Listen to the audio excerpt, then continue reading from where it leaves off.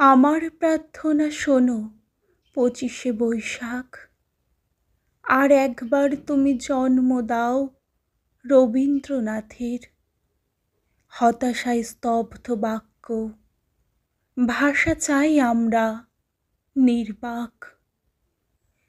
পাঠাবো মৈত্রীর বাণী সারা পৃথিবীকে জানি ফের।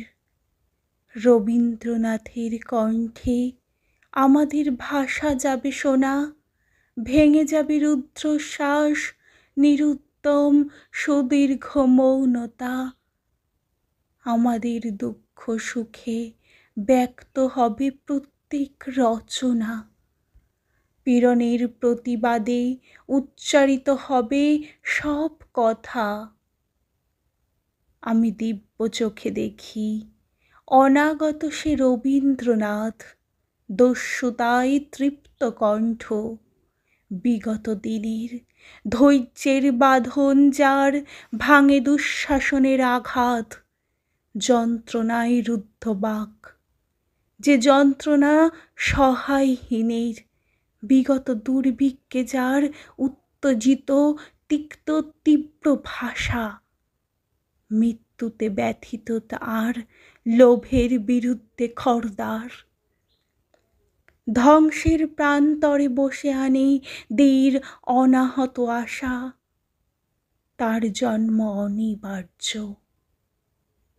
তাকে ফিরে পাবই আবার।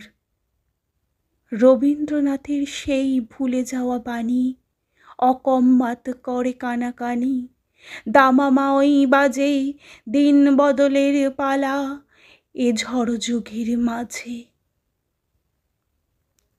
নিষ্কম্প গাছের পাতা, রুদ্ধশ্বাস অগ্নিগর্ভ দিন, বিস্ফারিত দৃষ্টি মেলে আকাশ, গতিরুদ্ধ বায়ু। অবিশ্ব জিজ্ঞাসা এক চোখে মুখে ছড়াই রঙিন সংশয় স্পন্দিত স্বপ্ন, ভীতাশা উচ্চারণহীন, মেলে না উত্তর কোনো। সমস্যায় উত্তেজিত স্নায়ু, ইতিহাস মোর ফেরে পদতলে বিধ্বস্ত বার্লিন। পশ্চিম সীমান্তে শান্তি, দীর্ঘ হয় পৃথিবীর আয়ু, দিকে দিকে জয়ধ্বনি, কাঁপে দিন রক্তাক্ত আভায়। রাম রাবণের যুদ্ধে বিক্ষত এ ভারত জটায়ু,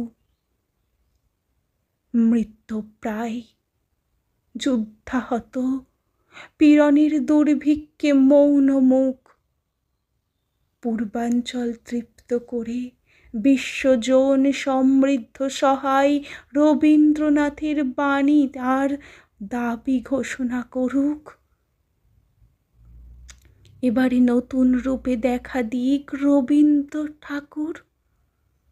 বিপ্লবের স্বপ্ন চোখে, কণ্ঠে গণ সংহীতের সুর, জনতার পাশে পাশে উজ্জ্বল পতাকা নিয়ে হাতে চলুক নিন্দাকে ঠেলে গ্লানি মুছে আঘাতে আঘাতে। যদিও সে অনাগত, তবু যেন শুনি তার ডাক আমাদেরই মাঝে। তাকে জন্ম দাও 25শে বৈশাখ।